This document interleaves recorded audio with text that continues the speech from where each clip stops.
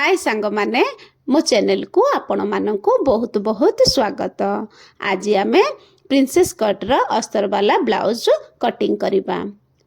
ताइरे मु main blouse piece नहीं आउ अस्तर कपड़ा गोटे मीटर रो। प्रथमे मु अस्तर कपड़ा को दुई भाग रे फोल्ड करिचे। ता जो ब्लाउज रो मेजरमेंट अच्छी प्रथमे मु कहि दउची।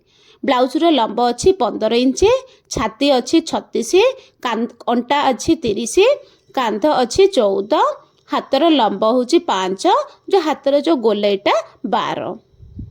जो अस्तर आमे फोल्ड करिचे जो फोल्ड साइड अच्छे सेटा निज साइड कानी रखिबे। प्रथमे ब्लाउज रो लंब नबा। ब्लाउज रो हमर लंब अच्छे 15 इंच, तो 15 इंच रे आमे मार्किंग करिबा। 15 इंच रे मार्किंग हैला परे से लाइन टू को सीधा ड्रॉ करिबा।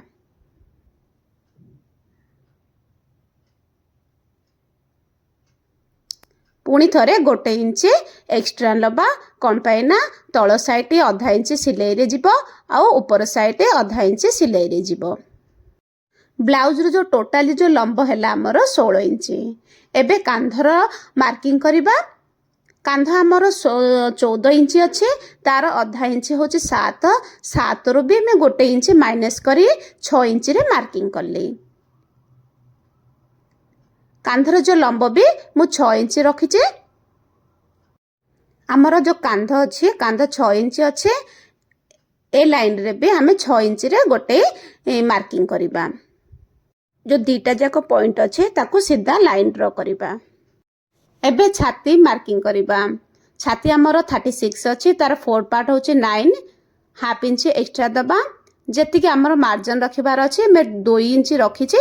आपण माने आपण को हिसाब रे जेति के मार्जिन रखिबार अच्छे सेति मार्जिन रखिबे। एबे अंटार मार्किंग करिबा। अंटा हमर जेति के अच्छे ताकू 4 भाग रे भाग करी मोर आसिला 8।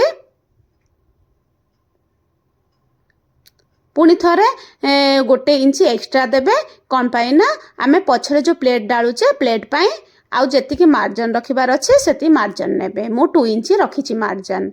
फिर दीटा जाक छाती और कमर को हम मिसई दबा। ए कोण रे इंची टेप रखिकरी गोटे इंच रे चिन्ह लगाइबा।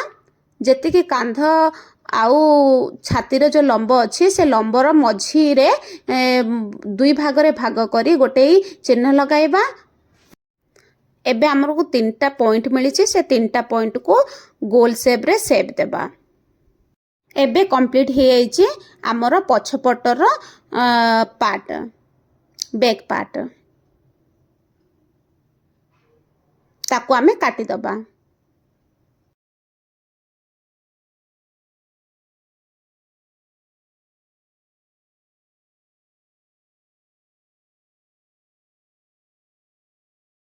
बैक पार्ट कटिंग हे गला से कटिंग पार्ट को नबा। पुणी थरे अस्तर उपरे जो बड़का अस्तर उपरे रखिबा। भलो भाबरे ताकू सेट करिबा। कपड़ा हमर सेट हे गला। एबे जेमती तार जो बैक पार्ट अच्छे सेमिति आमे शेप देबा।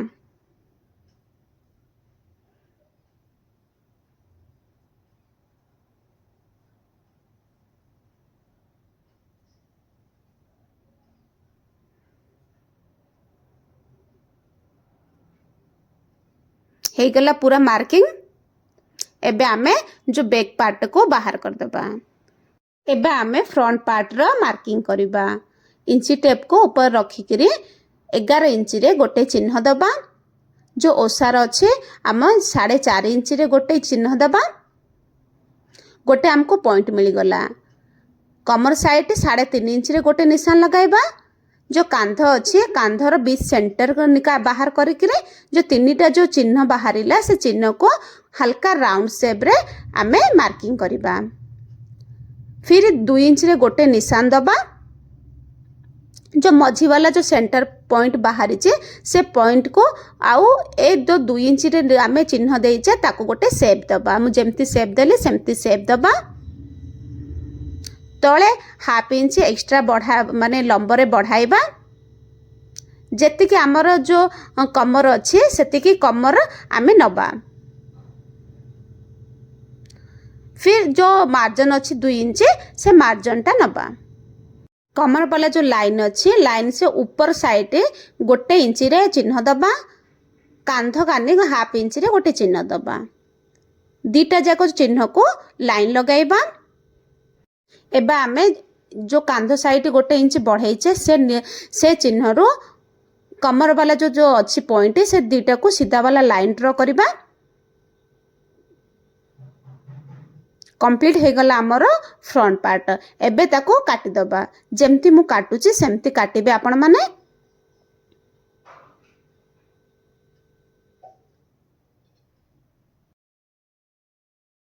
हमर फ्रंट पार्ट भी कटिंग हो गला।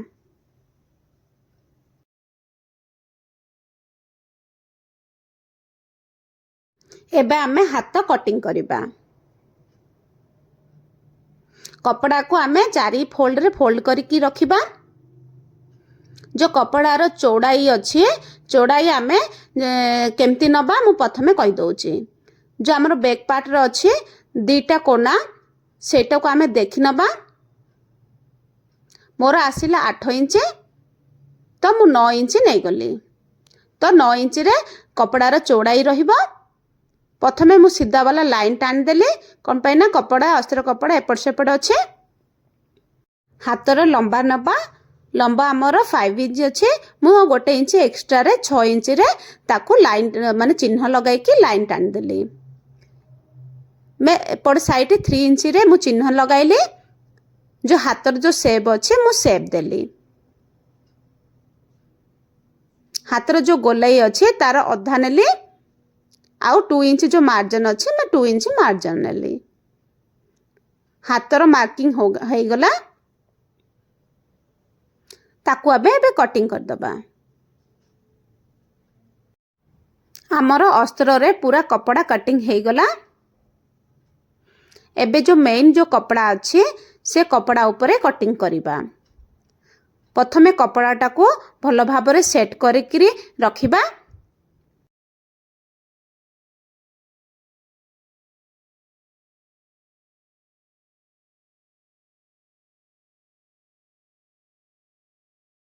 मेन कपड़ा हमर सेट हो गला। तापरे अस्त्र कपड़ा को रखिबा। जेमती मु सेट करी रखुचे सेमिति आपण माने रखिबे आउ सेही भलिया ही कटिंग करिवे।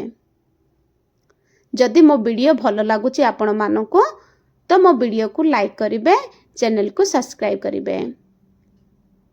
जदि किछि आरे डाउट अच्छे मते कमेंट करिवे। मु निश्चित भाबरे आपण मानकर डाउट को मु क्लियर करिवे। आपण मानकर किछि टॉपिक ऊपर जानिबार अच्छे तो मते कमेंट करिवे। मु सेही टॉपिक रिलेटेड मु वीडियो आनिबा पई मु ट्राई करिवे। नेक्स्ट जो वीडियो आसीबो एई ब्लाउज रो स्टिचिंग वीडियो आसीबो। सेति पई एई वीडियोटा को आपण माने बहुत बहुत भल पाइबा दियंतु। आपण मानको बहुत बहुत धन्यवाद।